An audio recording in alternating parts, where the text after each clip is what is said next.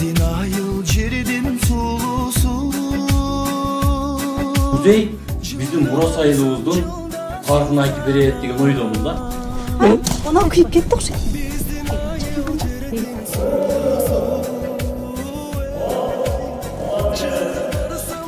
Адашпасам ушул үй болуш керек. Айыл тургундарынын айтымына караганда ушул жерде килем 15 күндө бүтөт, 3 адам болсок. Килемчилериме 5 миңден акы берем. Ошол сарымайга кошуп жесең онун да даамы болот. Акыры булардын көчөсүндө кайсы жашоого Салам урматтуу көрөрман. Быйылкы жылдын эсебинен биздин айыл телекөрсөтүүсүнүн алгачкы чыгарылышы башталды. Бүгүн биз Кең Талаа айыл өкмөтүнүн Мурас айылындабыз. Дал ушул Мурас айылынын тарыхына, айыл турмушуна кененирээк токтолобуз. Сиз бизден алыстабай туруңуз. Биздин айыл жердин сулусу. Жылда барсам жылда суктанам. Биздин айыл, биздин сүйүүбүз, берекеге толы үйүбүз. Айланайын, менин айылым, түбөлүк саат. Мурас айылында бүгүнкү күндө 575-тен ашык үй беле жашайт. 3200-гө жакын жан жашайт да. Эң чоң айылдардын бири ушул айыл өкмөтүндө. Бул Мурас айылындагы бир уруудун элдери жашайт. Чапкылдык уруусу, башка уруунун элдери жок. Башка улуттан да жок. Мурас айылында кийинки мезгилдерде абдан чоң өнүгүүлөр болду. Жакын деле мына 330 орундуу мектеп салынды. Өзбек мамлекетинин жардамы менен бул жерден билимдүү илимдүүлөр дагы көп чыккан. Арзыбаев Момун ветеринардык илимдердин доктору и ошондой эле 3 кандидаттар чыккан. Андан башка бул жерде 4 Жогорку Кыргыз Республикасынын Жогорку Кеңешинин депутаттары, бүгүнкү күндө дагы Талиева Камила депутат болуп иштеп жатат. Маргун айылындагы аялдар негизиден килем токушат. Бул килем бүткүл Кыргызстан боюнча, Борбор Азия боюнча, ошондой эле бүткүл дүйнө боюнча эң мыкты килемдерди ушул Маргунда токулуп, бул баягы буйртма менен чет мамлекеттерге, Америка Кошмо Штаттарга чейин кетип бара жатат да. Ошондой эле Кең Талаа айыл аймагында абдан көп кайрак жерлери бар. Ошол кайрак жерлерден жылыга 2,5–3 миң гектар жер эгилет. Кудай кааласа булар дагы эгилсе элдин немesi үчүн, жашаш үчүн бир топ жакшы иштер болот деп эсептейм да. Айыл жеринде чын эле жашоо керемет. Биз чаңдатып ойногон көчөлөр, узун көчөлөр, мунун баарын сиздер дагы эсиңиздерге салып болуш керек. Ушундай Мурас айылында учурда жүрөбүз. Бул жакта элдери дагы пейили өзгөчө экенин экен. Күн дагы чайыртай ачылып, биздин бактыбызга сонун болуп берип атат. Мен ойногон көчө, мектепти сагындым, сагындым айылды, тоолорун сагындым. Апаке, апаке, жытыңды сагындым, жытыңды сагындым. Камырыбыз да бүтүп калды, Кудай кааласа. 1 сааттын ичинде көпкөнчө сага уй саашты үйрөтүп келейин. Жакшы болот анда, дастарканды бетине жаап, жакшы бир жылуу жерге коюп коебуз, 1 сааттан кийин ачсам, келип нанды жаса алабыз.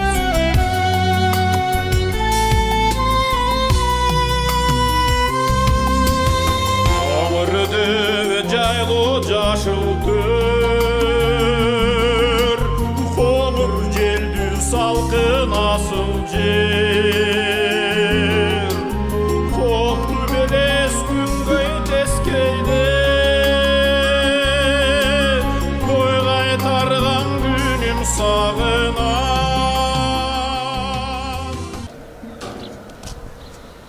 Ayılda жұмыс ушундай. Камырыбыз көпкөнчө сыйырды саап келебиз. Арасында көп көчтөрдү бүтүрөбүз. Сыйыр болсо айран сүт, балдарга жакшы, ак болот. Саап көрөлү эмес, Ооба, саап көрөлү. Күнүнө канча уй сайсыздар?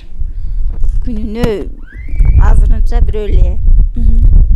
Эмеси келсе 3-4 болот. Даяр кылып койгон окшойт сагынга. Ооба, балдар ийдирип койду.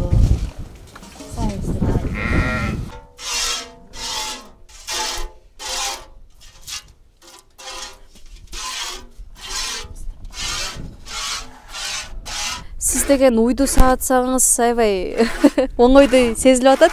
Бул көп жылдык тажрыйбаңыз болсо керек. Билбейм, мен дагы аракет кылып саасам жакшы эле сайт окшойм, Саган оңой эле. Байкап көрөлү анда,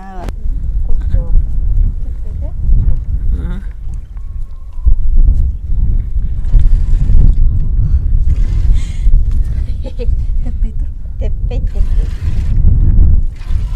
Отуруп сайсың. Колдоп саасаң да болот. Коп коюп туруп, челекти коп коюп. Челекти коп коюп сайсың. 2 колдоп сайсың.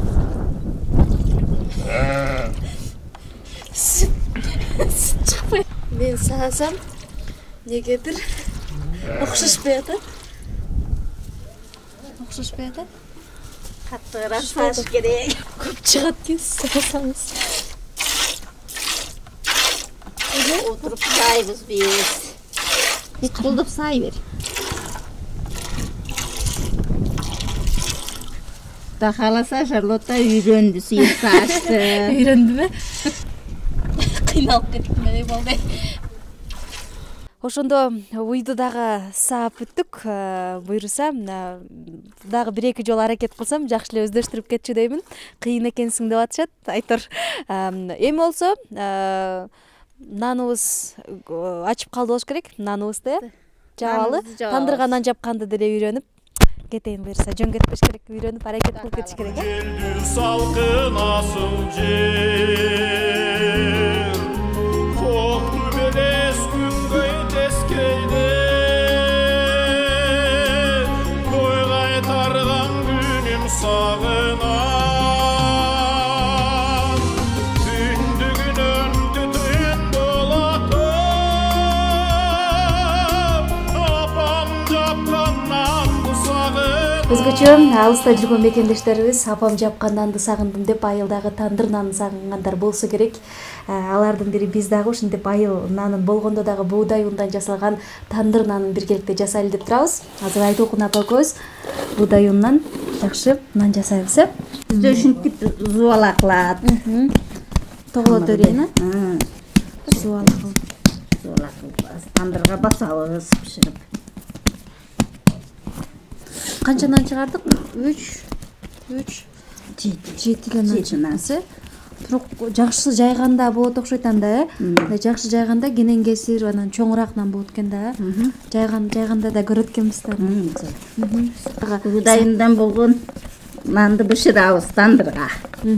Негизи дайыма эле буудай ундан жейсиздерби? Ден соолукка пайда болгон негизи. Будайындан жейбиз. Жакшы. Канча убакытта бир нан жаап турасыз негизи? Көп киши жашайсыздарбы? Аз элебиз. Бир аптада бир эле. Bir haftada bir жолу ушундай канча нан? Канча? 2, 4, 6, 17, 18 bir жумага жетет, жакшы эле экен. Неберелер бар да. Негизи нанды өзүңүз кыласызбы, келиниңиз кылат? Өзүм кылам. Келиним жаштайт. Жакшы. Эми шаар жакын элеби сиздерге? Бул азык түлүк алганга. Азык түлүк алганга базар болуп турат, тарта шемби. Шунда алып алабыз.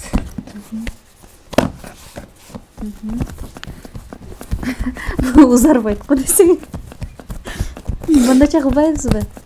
Жок, ушундай кылабыз. Кол деле жасайбыз. Ошондойбу, бардыгын колдо жасайсызбы? Келиңиз мен чекип жүрөйүн. Юргат. Так урбайсызбы? Урайбыз. Айлантып. Көп. Патрынан болот экен да, мындайча айтканда. Патрынан. Буларга эч кандай мондой иштетпейт экен. Сиздер уже канча убакыттан бери, канча жылдан бери нан жабасыз? Бойдок кезиңизде деле жаап жүрсөңүз керек, ал кезде негизи эме го баягы. Мынчалык заман өрчүгөн эмес эле. Жапканмын нанды.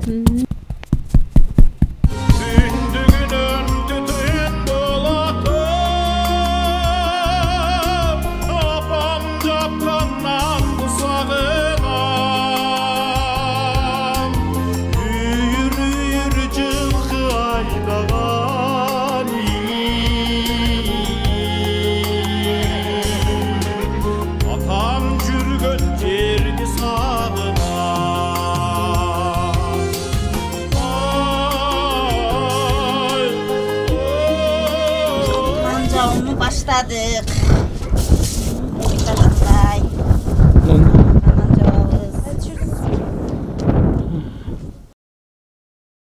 Bizde bu cenkçe ayılda. Sol kolga kiyip. Бул колум экен. Оң жакка басасың. Урматтуу көрөрмандар, азыр өзүм кылган нанды өзүм жаап көрөйүн деп атам. Бул биягы оң эмеспи? Оң. Мындай кылып жүрөм. Жок. Кайра оодарабыз да.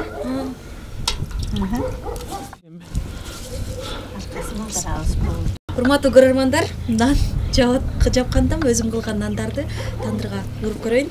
Анан жыйынтыгынча байкайбыз. Басыр. Катты урай. Болду.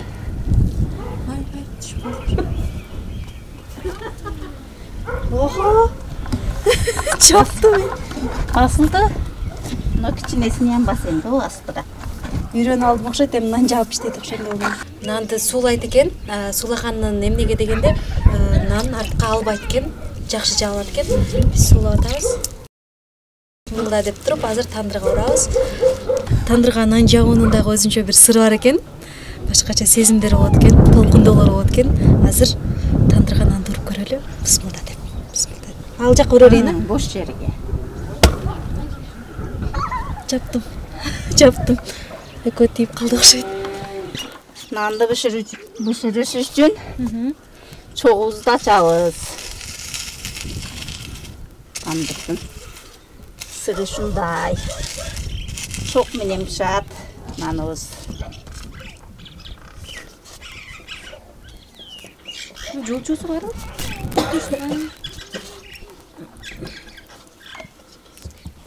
Чекеси күйбөш үчүн мынандай эменен коюп коем.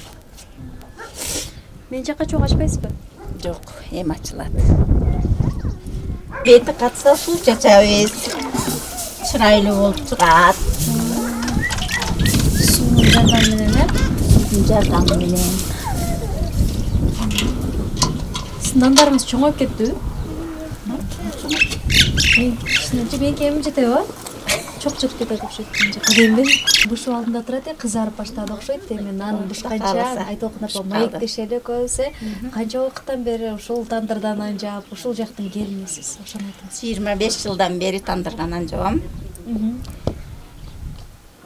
3 жыл бир кызым бар. Кызымды бердим, бир уулумду үйлөдүм. Чоң эне болуп, тайыне болуп калдым, Кудай кааласа. Тандырга нан жабышты мен чанда келиндерге өткөзүп берсеңиз керек, Кудай кааласа. Келиниме өткөрүп бердим. Насип кылса байычы болом, Кудай кааласа. Так эмне жумуштар менен алектебиз көбүнчө? Көбүнчө килем согобуз. Айылда иш жол. Учурда небере чебереңин жытын жыттап үйдө эле. Кудай кааласа насип кылса. Турат турбайсыз. Ушундай. Жакшы, анда кубанычтабыз. Наныбыз да бышып калды окшойт, кызарып Кудай калды. кааласа бышып калды. Жулалы. Сиз өзүңүздүкүн, мен өзүмдүкүн дегендей, Менин да нандарым Семирип пышады. Наныбызга суздуруп, жууп алабыз. Баары эле пышат экен, а?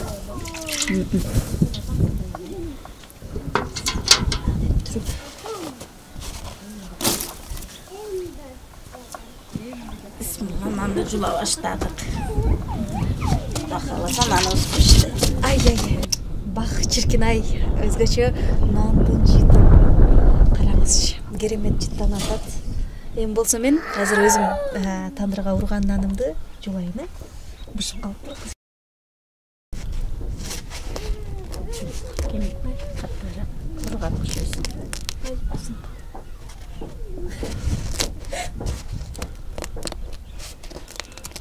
Кайсыңыз? Болбойт. Болду, алын. Тартер, таяққа тақалар.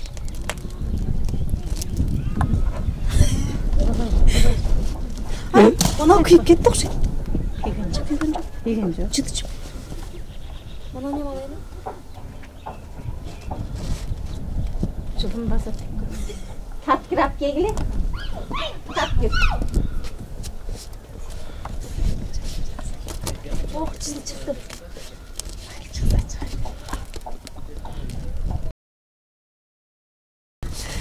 Бир топ эле түйшүктө экенин байкап атсаңыз керек. Ушинтип менин наным даяр болду. Калганын алып коеюн. Чыкпайт. Теккой чыкпаса. Чыкпай калганына окшойт. Ошо. Наныбыз даяр. Тандырга нан жабуудагы сырларын болушунча билгенге аракет кылдык. Азыр болсо эже менен Айтолкун апа менен менин жапкан нанымдын айырмасын байкап көрөлү. Бул көрүп турганыңыздардай менин наным. Эми болушунча бул эми акырындык менен буюрса үйрөнүп кетебиз. Айтолкун ападай жашка барганыбызда бул Айтолкун апанын сонун наны. Жыт эле сонун.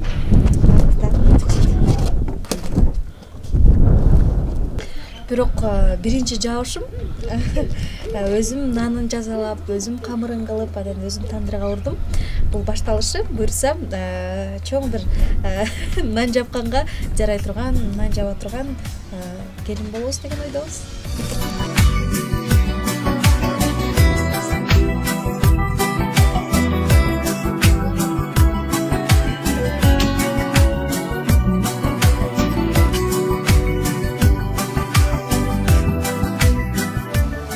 Муздагыча коебуз. Ана, Шарлотанын жапкан наны кызым өзү жасап, өзү басты тандырга. Мына ушундай урматтуу көрөрмандар, биздин наныбыз дагы даяр болду. Эмнеге эле айылдын апабыздын өзгөчө нанын сагынабыз десек, апабыздын мээрим менен жасаган колдору өзгөчө ширин, даамдуу, таттуу болот экен. Өзүңүздөр байкагандай, бүгүн айылдын нанын биз жасап көрдүк. 1 сааттык эмгегибиз менен ушундай сонун, жыттуу, даамдуу нандар даяр болду. Эмесе, ооз тийип көрөлү. Алгач эле өзүм жапкан нандан ооз тийели деп турам. Даамдуу болсо керек, даамы да башкача болсо керек. Келиңиздер.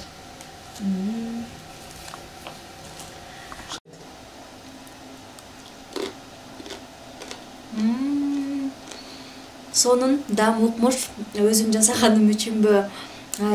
Кайра эле жегим келет, даамы бир башкача, сонун болуп тур. Түсүнүштүбүз. Кызым, алгачкы эмгегиң ушундай болот.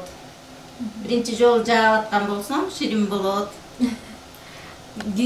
Түзү дагы сиздикинен айырмаланып турат, Ооба. Сонун Сары майга кошуп жесең, онун да даамдуу болот. Ай. Сары май менен нанды жейбиз, ысык нан. Түндүгүн болот. Апам жапканнан сагынам.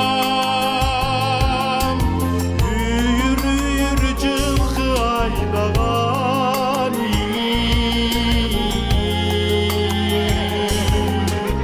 Атам жүргөн жерди сагынам.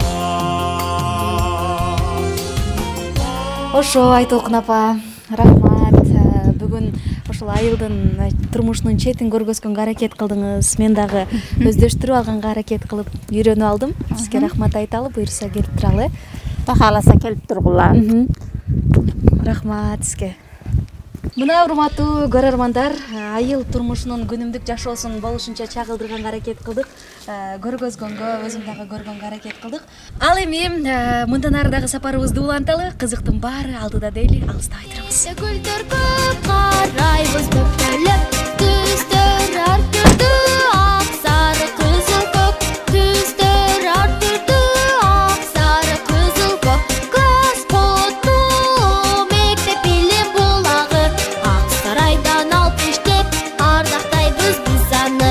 Эң кызыктуу үй жагайдын сабагы, окуп билим алгын дейт, окуй кет деп барагын.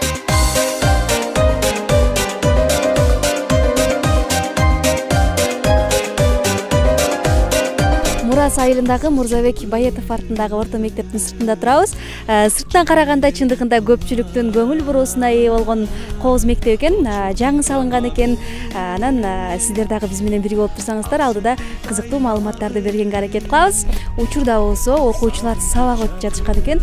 Тоскоол жаратпай тапканга аракет кылалы. Саламатсызбы? Саламатсыздарбы? Кандайсыз? Жакшысызбы? Жакшы. Турасыздарбы? Хош келипсиңер биз мектепке. Жакшы. Чоң экен аябай, жаңы салынган Мектеп жаңы салынган, мына былтыры 1 апрелде ачылыш болду. Өзбек Республикасынын жардамы менен ачылып, стандарттык баардык шарттары менен 335 орундуу болуп салынды. Андан дагы мектебибиз мына өзүңөр көрүп турасыңар, 2 чоң корпустан турат эле. Ал бир сменада окуганга шарт болгон эмес. Азыр эми мына мектеп бир сменада окуп атабыз. Баардык шарттары менен, техникалык каражаттары менен заманбап мектеп десек болот. Келип көрсөңөр болот. Азыр тартып. Жакшы анда. Куттуктайбыз. Жүрүңүз анда эмесе ичимдир көрүп танышалы. Танышалы, көрүп чыгалы ажырда.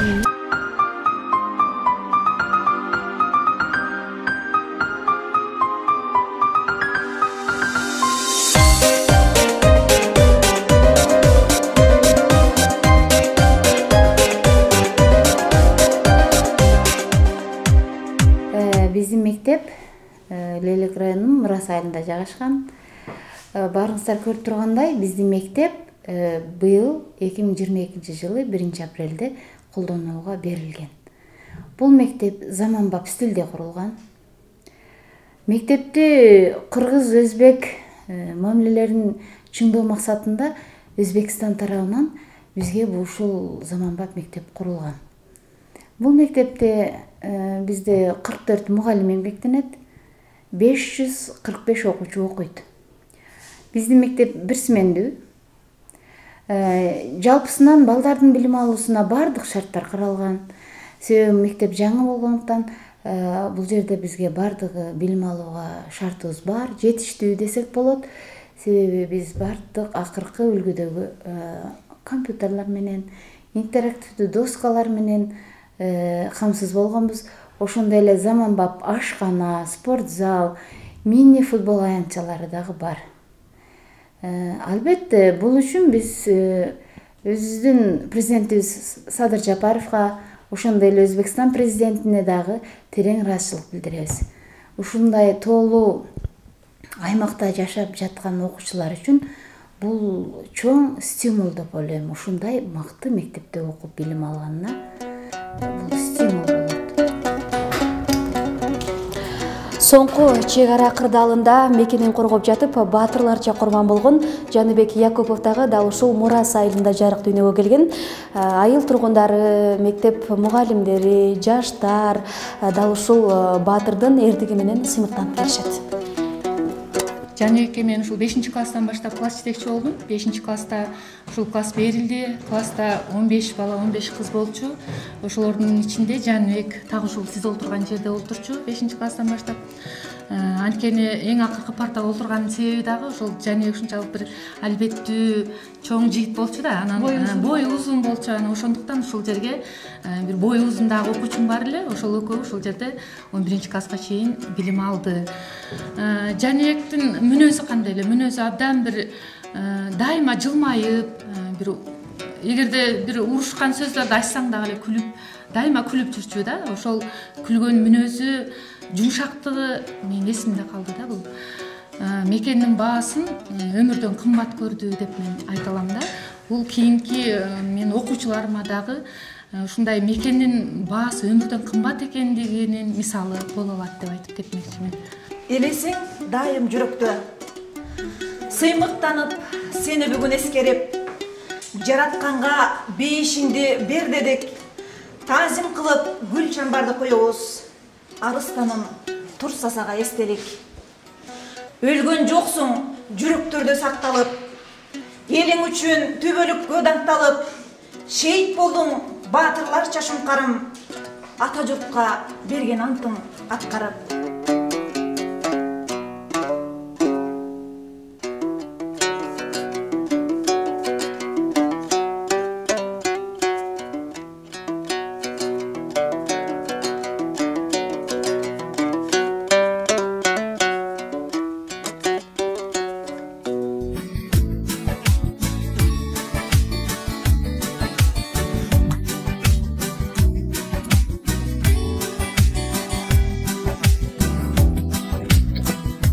Ушул музей биздин мурас айылыбыздын тарыхын айтып берет деген ойдомун да. Кичинекей болсо дагы. Ооба. Мына ушул жалпы ушул музейдин материалдык базасында элден чогулган мына делолордун ичиндеги, папкалардын ичиндеги чогултулган элдик өзек чыгармалардын жыйынтыгында мына Маргун тарыхы деп, ошо мурас деген бул Маргун деп аталган мурда. Ушул тууралуу ушул 285 беттик китепти жаздым. Анан ушул мурас айылы, мурас ушу ата бабабыздан калган, мураска калган бардык тажрыйбалар, илим билимдер, жерлер, бардык байлыктар, өнөрлөр, рухий дүйнө, рухий мурас, материалдык мурастан бардыгы ушу бизге ата бабалардан калган мурас болгондуктан айылыбыздын атын мурас деп атадык. Ал эми айыл өкмөтүбүздүн атыны Кең Талаа деп атадык. Ана бир канча жолу чогулуштарды өткөзүп, мен мына ушул сунушту киргизсем, элдер барды колдоп беришти. Мына азыр Кең Талаа айыл өкмөтү, себеби 10 000 гектар жалаң жер жатат бул жерде. Анан ошонун ичинде мурас айылы болуп калды. Эми мурас айылы эң байыркы адам жашаган жер деп айтсак болот да. Мына бул жерде табылган биздин суу башы деген, оот деп коет, суу башы деген жерден табылган эң кызыктуу орнаменти бар, кызыктуу башка жерде жок экспонат. Мына ушулар биздин замандын чейинки биринчи кылым менен биздин замандын биринчи кылымында колдонулуп келген тарыхый буюмдар да. Ушул айылдын өзүнүн элинин бир-эки жерде тарыхый эстеликтери бар, кургондор бар, шаарчалар чыккан.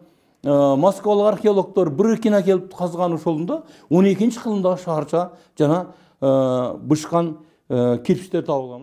Мен ойногон көчө мектепти сагындым, сагындым айылды, тоолорун сагындым. Апаке, жытыңды сагындым, жытыңды сагындым. Айыл аралап отуруп өзгөчө дал ушул мурас айылы тарыхый баалуулуктарга бай экенин дагы байкасак болот. Эмнеге дегенде бул жерде азыр биз килемканасына келдик. Өзгөчө көпчүлүккө килем менен белгилүү болгон айылда апаларыбыз кандай шарттарда килем жасайт, кандай килемдерди жасалашат экен, буларды баарын чогуу биргеликте байкайбыз. Анан өзгөчө айтып коюшат экен, бул килем боелбойт деп. Килем боелбой жасалат экен. Боелбой кандай килемдерди чыгарса болот экен, чогуу көрөлү. Адашпасам ушул үй болуш керек. Айыл тургундарынын айтымына караганда ушул жерде килем согуп, килемди даярдашат. Ой, саламатсызбы? Кандайсыз? Жакшысыздарбы? Килем соккону келдик. Ишчи издеп, жумушчу издеп аттыңыздар беле? Келиңиздер, туура эле келдиңиздер. Килем согалы, келиңиз. Ай, бысмылда деп кирип атабыз. Кандайсыздар? Саламатсыздарбы? Килем соккону келдик. Айлыгы жакшы болсо иштеп калалы деп атабыз буюрса. Айлыгы айылда жашаса болот. Болду анда. Ай, бета деп коелу. Ошондо бул жипти ичине киргизип коет атасыз, канча убакыттан бери килем согосуз же? Мен 4-классымдан бери билем согом. Жакшы. Анан 4-классыңыздан бери үйдө согуп турмушка чыккандан кийин да ушул эле айылдын кызы окшойсуз, э? Ушул айылдын кызы. Жакшы. Канча айымдар бул жерде согушат? Үйрөтөсүзбү окшогон жаштардан? Үйрөтөбүз. Кыздарым бардыгы билет, 3 кызым, 3-өө тең билет. Бетте булар коңшу келиндер. Ушинтип согуп сатасыздар. Сатабыз. Булар 1 килем бүтүргөнгө акчасын алат. Канча сом 1 килем? Шуну 10 күн, 15 күндө бүтүрөт. 5000ден. 5000 сом. Бардыгы бириккенде жакшы эле акча калып турбайбы анда, э? Жакшы, дагы турмуш тиричилигиңиздер боюнча айта кетсеңиз. Кандай шарттарда бул жерде бул үйдү кайдан таптыңыздар? Бул үй өзүбүздүн үйүбүз, баягы жашаган үйүбүз. Бул менин кайнатамдардын үйү, мурда жашап кеткен, алар өтүп кеткен. Ошо бизге калган, иштетип. Ушинтип бишакта эме кылып жүрөбүз да, цех кылып иштетип алганбыз да муну. Ошентип иштетебиз. Цех турбайбы? Айымдардан эле куралган жалпы, э? Ошондой. Жок, мырзалар иштешпейт, өлкө айымдар иштейт. Жардам берет да. Жакшы экен, э? Көбүнчө кыздын себине карата даярдайсыздар, э? Кыздын себиге бизде обязательно айылда ушундай килем берет. Бир килемдин баасы 5000 сом дедизби? Жок, соккон акысы. Соккон Бир акысы. килемчинин. Бул сатылышы 40 000. Ушул килем 40 000 сомдук килемдин үстүндө отурат экен, урматтуу 40 000 сомдук килемдин үстүндө отурасыз. 40 000 боло эле экен, жарым. Азырынча 20 000дин үстүндө отуралы деп туралы. Бул дагы канча убакытта даяр болуп калат? Кийинки өткөн шукуну баштаганбыз. Эмки шукуну бүтөбүз да. Жакшы. Жакшы эжелер, сиздер да жакшы татасыздар, жакшы турбайбы анда? 10 күндө 5000 сом чөнтөктө отурбайбы, э? Каяктан үйрөнүп алдыңыздар дейсиздер? Кайсы жактан үйрөнгөнсүздөр? Келип сиз негиз даярдайсызбы кыздарды? Бекер эле же акчага? Жок, бекер эле. Бекер эле келип үйрөнсө болот, э? Жакшы экен. Азыр кантип салып атасыз? Мага мындай көрсөтсөңүздөр. Мына күзүктө болот. Ошого дайым мынандай чороюбуз. Мону мен кылайын да көрсөтсөз. Жок, буягың ал. Бу колуң ал. Колуң ал. Киргизене экөө. Жок, карага байлабай, сиңдим кызылга байла, жок дегенде. Киргизене? Анан? Жок, мунун бирөөнөн өткөзүп. Батып калдыңыз. Аягым жок. Нечине? Бияга калат. Тартым. Болду. Үйрөнүп алдым. Оңой экен, э? Оңой. Оңой эле, билбегендер колуну кесет. Ошентип үйрөнөт. Септерге болот. Мына ушундай урматтуу көрөрмандар, ар бир иштин өзүнүн түйшүгү бар дегендей, бул эжелер менен бүгүн килем сокконду дагы кандай болушун көрдүк, байкадык. Сиздерге болсо рахмат, э? Ушинтип жасап кыздардын себине даярдана бериңиздер, э? Рахмат, жакшы калыңыздар. Анда биз баралы. Сапарыбызды мындан ары дагы уланталы. Ушинтип сокконго келип турсам болот экен, э? Биздин айыл жердин сулуусу, жылда барсам жылда суктанам. Биздин айыл, биздин сүйүүбүз, берекеге толы үйүбүз, айланайын. Урматтуу теле көрүүчүм, кийинки көрсөтүүбүздө биз сиздин айылыңызда толук болуп калышыбыз мүмкүн. Андыктан кайрадан амандашканча көрүшөбүз. Ыйык туткан биздин